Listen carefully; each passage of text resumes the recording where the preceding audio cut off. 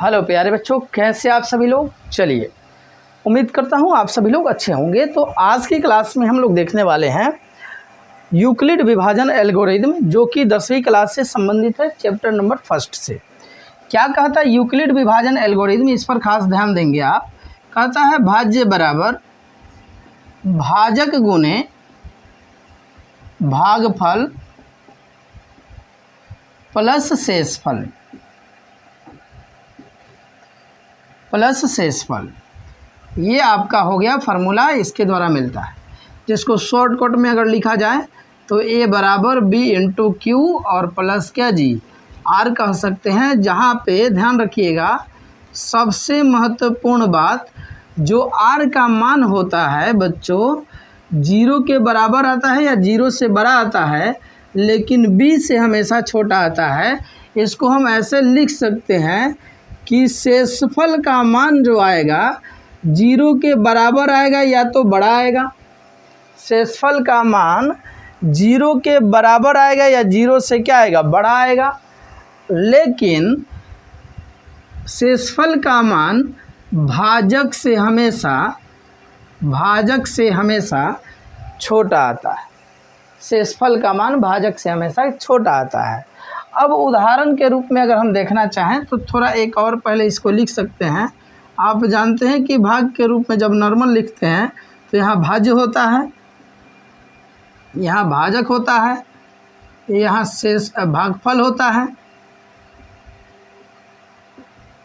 और यहाँ पर शेषफल होता है। यहाँ पर क्या होता है बच्चों, शेषफल होता है। तो अगर हम बात करें इस कंसेप्ट को, अगर क्लियर करें, इससे संबंधित कुछ कंसेप्ट आपके पास ऐसे दिया जाए कि मान लेते हैं कोई संख्या आपके पास 8 है और हमारा भाजक क्या है, 6 है, और भाज्य हमारा क्या हो गया, 8 हो गया। तो अब हम भाग देने का प्रयास करेंगे। ध्यान रखिएगा, यहाँ पर क्या हो जाएगा, 6 एकम 6, कितना आ जाएगा, शेषफल 2 आ गया। शेषफल बच्चों कितना आ गया, 2 आ गया। फिर अगर हम 6 से ही किसी दूसरे संख्या में भाग दें, 9 से कर देंगे तो 6 एकम 6 आ गया, 9 में से 6 गया, 3 आ गया। अगर इससे बड़ा कोई अंक देख लें, 10 देख लें, 6 एकम 6 आ गया, 10 में से 6 गया, 4 शेषफल आ गया। 6 अगर 11 लेते हैं तो 6 एकम 6, 5 आ गया। फिर हम 12 लेते हैं, 6 दूना 12 हो जाएगा, ये कट जाएगा। फिर अगर हम बात करते हैं 6 में, यहाँ 13 ले लेते हैं तो 6 दूना 12 हो जाएगा, 3 में से 2 गया, 1 हो जाएगा। फिर 6 को ही रखते हैं, बढ़ाते जाते हैं, 13 के बाद हमारा 14 हो जाएगा। तो 14 क्या है बच्चों, ध्यान रखिए, जो हमारा 14 है तो 6 दूना 12, 4 में से 2 गया, 2 कट जाएगा। मैं क्या कर रहा हूँ, हर कंडीशन में ध्यान रखिएगा। फिर हम 14 की जगह 15 ले सकते हैं, 6 दूना 12, 5 में से 2 गया, 3, ये कट जाएगा। 6 के जगह अगर हम क्या लेते हैं, 6 के बाद 15 के बाद हम 16 लेते हैं तो 6 दूना 12, फिर यहाँ 4 आएगा, कट जाएगा। 6 के बाद हम 17 लेते हैं तो 6 3 18, तो ज़्यादा हो जाएगा, तो 6 दूना 12 हो जाएगा।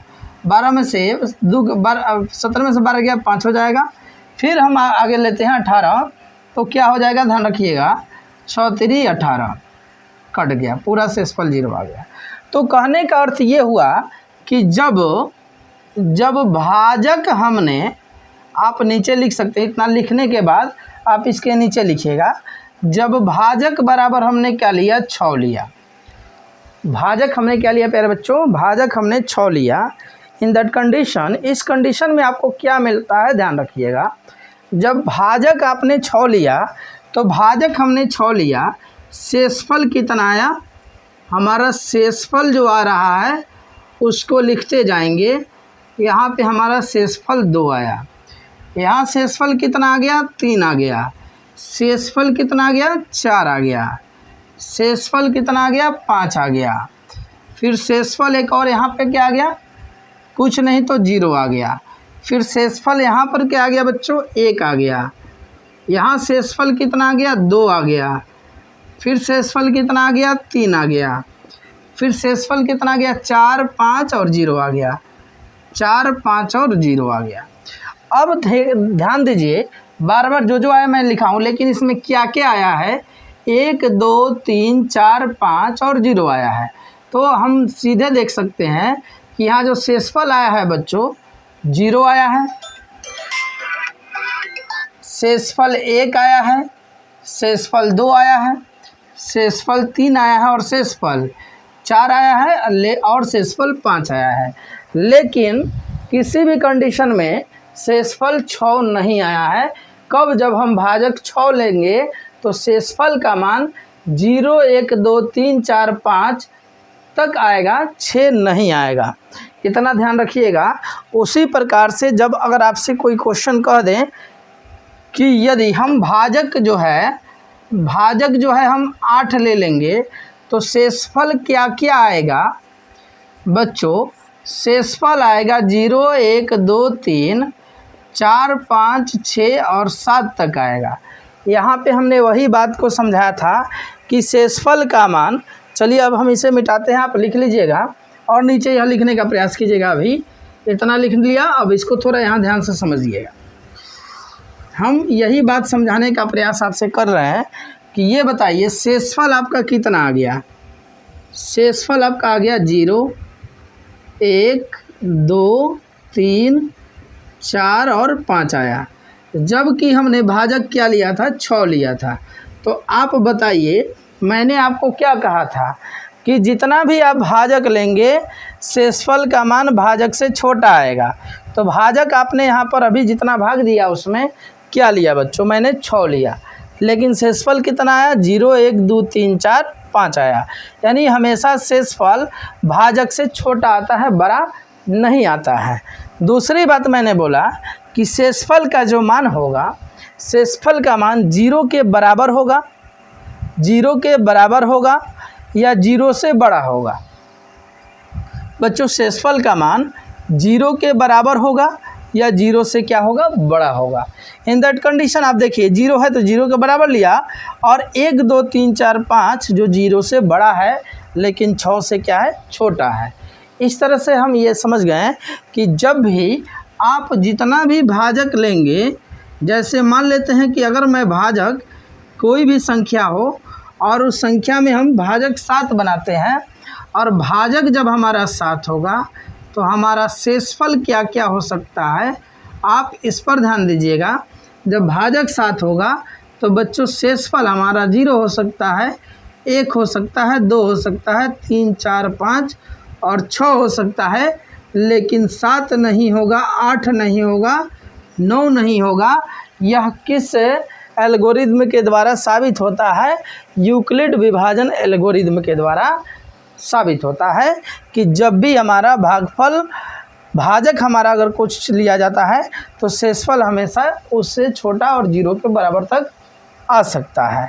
तो इस तरह हमने आपको बता दिया कि जब भाजक आपका 7 रहेगा तो शेषफल आपका 0 से लेकर 6 तक आएगा। जब भाजक हमारा 10 हो जाएगा तो शेषफल हमारा कितना हो सकता है? तो शेषफल बच्चों 0 1 2 3 4 5 से लेकर कहाँ तक? 9 तक हो सकता है, लेकिन 10 नहीं होगा। ठीक है, क्योंकि शेषफल और भाजक बराबर नहीं आते हैं। अगली बात हम करते हैं इस कंसेप्ट में थोड़ी सी और चीज़ को लेकर। कभी कभी इस पर प्रश्न देता है, नॉर्मल सा प्रश्न देता है, आप उसको ध्यान रखिएगा कि यदि a बराबर 40 और b बराबर 6, तो या b बराबर मान लेते हैं 7, तो आपका क्या कहेगा? q और क्या करें? r ज्ञात करें। q और क्या ज्ञात करना है? r ज्ञात करना है। यदि a बराबर 40 है और b बराबर 7 है तो a बराबर 40 का मतलब a का मतलब हो गया भाज्य और b का मतलब हो गया भाजक। तो भाज्य और भाजक दिया है और इसमें आपका बोला है क्या निकालना है? भागफल और शेषफल ज्ञात करना है। तो सिंपल सा चीज़ है, इसको भाग देंगे। 7 चौक 28 7 पचे 35, कितना गया बच्चों? 35 आ गया। 10 में से 5 गया 5, ये कट जाएगा।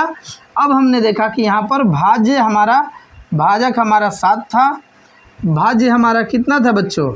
भाज्य हमारा 40 था और शेषफल हमारा कितना आ गया, तो शेषफल हमारा 5 आ गया। और भागफल कितना आ गया, तो भागफल भी आपका कितना आ गया, 5 आ गया। तो इस तरह से हमने देखा कि यदि ए बराबर और बी बराबर दिया हो और आपसे क्यू और आर पूछे तो भाग देकर ही बनाएंगे। क्या देकर बनाएंगे बच्चों, भाग देकर बनाएंगे। दूसरा नंबर प्रश्न यदि आता है, शॉर्टकट में प्रश्न को लिखने का प्रयास करूंगा जिससे आपको परेशानी ना हो। दूसरा प्रश्न इससे आएगा बच्चों कि यदि ए बराबर 10, बी बराबर 4,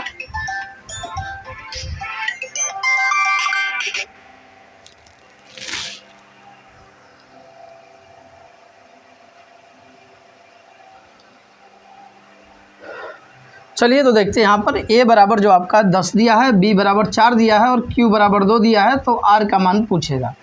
इस तरह का प्रश्न आएगा तो ध्यान रखिएगा, फार्मूला का यूज करेंगे। ए बराबर बी क्यू प्लस आर, ए का मान पुट करिएगा 10, बी का मान पुट करिएगा 4 और गुणा आर, क्यू का मान 2 है और प्लस आर यहाँ रहेगा।